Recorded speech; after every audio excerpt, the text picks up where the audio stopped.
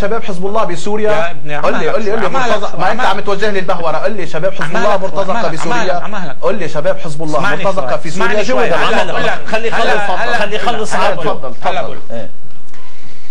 قصة الإرهاب وقصة التكفير وقصة داعش وقصة النصرة. في شيء نحن بالعلوم، أنا دكتور شيمي، في شيء بالعلوم اسمه كلوناج. كلوناج يعني استنساخ بالعربي. كيف تستنسخ كائنا طبقا لكائن آخر. شو بيعملوا؟ بيجيبوا غلاف خلية ما، وبيجيبوا الكاركترستيك يعني الجن، الخصائص الوراثية تبع جن تاني، وبحطوها بقلب الغلاف. شو بتطلع؟ بيطلع غلاف هذه الخلية هو ينتمي إلى إكس، بينما سلوك هذه الخصائص ينتمي إلى إجريك. هذا ما فعلته إيران، وهي التي خلقت داعش والنصرة والقاعدة. وسأثبت لك بالوقائع كيف أنا بجي بفرق بين القشرة، بين الممبران وبين الكود جينيتيك اللي بقلبه. الممبران بتطلع على داعش أنا بلاقيها فكر وهابي، بتطلع على النصرة بلاقي فكر وهابي، بتطلع على الكود جينيتيك تبعها يعني على ما تفعله يوميا ومن أين تأخذ مصادر قوتها، بيطلع أنه كل مصادر قوتها هو من محور الممانعة. كيف يكون ذلك؟ سأعد لك على الأقل الآن 7 من شواهد يؤكدوا بما لا يدع مجال للشك أن كل عناصر قوة داعش والتكفير قد أعطيت إما من نظام الأسد وإما من نظام نور المالكي. أولا تم الإفراج عن 550 واحد تكفيري من سجون المالكي، عن 350 واحد من سجون عدرا. المتطوعون العرب استخدمهم النظام السوري بعد احتلال العراق ودربهم وسلحهم وأرسلهم إلى العراق، وأيضا أرسل شاكر العبسي إلى لبنان. تم تسليم الموصل بكل ما فيها. 40,000 مقاتل عراقي من جيش المالكي هزموا أمام 700 مقاتل من داعش، وتركوا سلاح أمريكي بقيمة 1.5 مليار، وتركوا كنوز في البنك المركزي بقيمة $1,000,000,000. شركة تويوتا أعلنت أنه في 10,000 سيارة تويوتا باعتهم لنور المالكي في العراق، في 6,000 منهم بإيد داعش.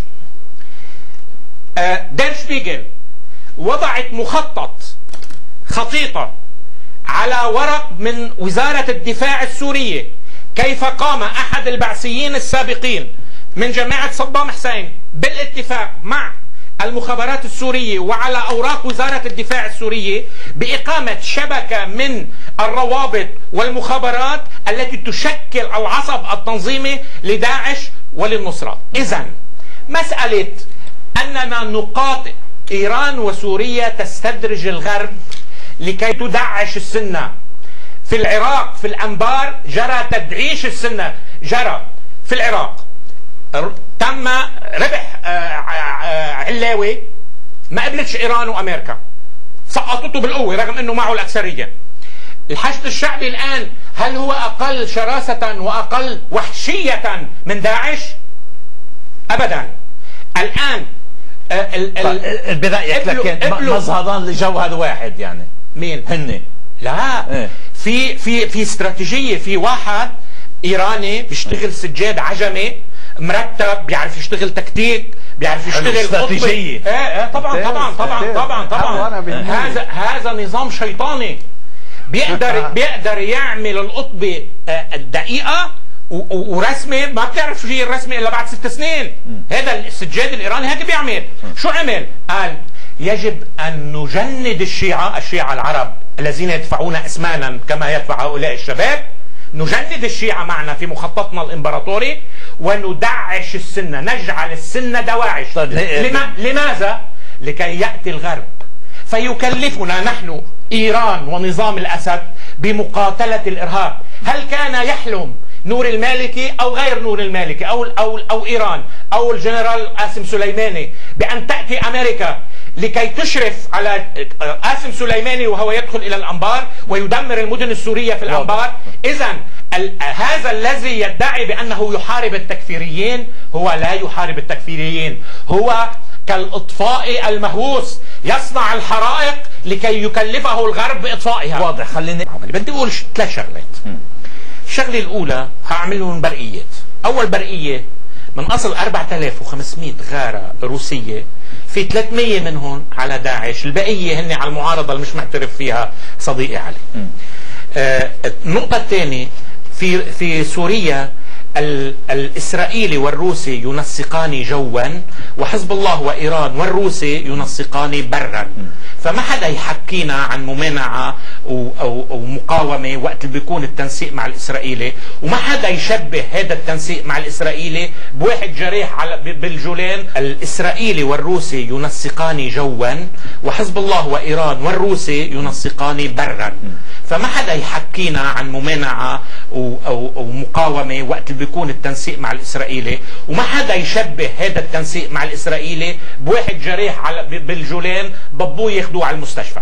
هيدي شيء، هذا مستوى. ثالث برقية أنه ظهر جليا منذ 5 سنوات وحتى الآن أن الحامي الحقيقي لنظام الأسد هو أوباما ونتنياهو، وأن كل الصحف الغربية وكل الدوائر الغربية وفي على الفيديو على نشرات الأخبار حطوا بجلسة استجواب لكارتر لوزير الدفاع الأمريكي ولقائد الجيوش الأمريكية معه، ما بعرف شو اسمه، وقال له أنتم تذهبون إلى سوريا شو عم تعملوا بسوريا؟ شو بدكم تعملوا؟ 5 أسئلة. ما كان يقدر يقول له وزير الدفاع نحن نريد إسقاط الأسد. فالأسد محمي أمريكيا ومحمي إسرائيليا.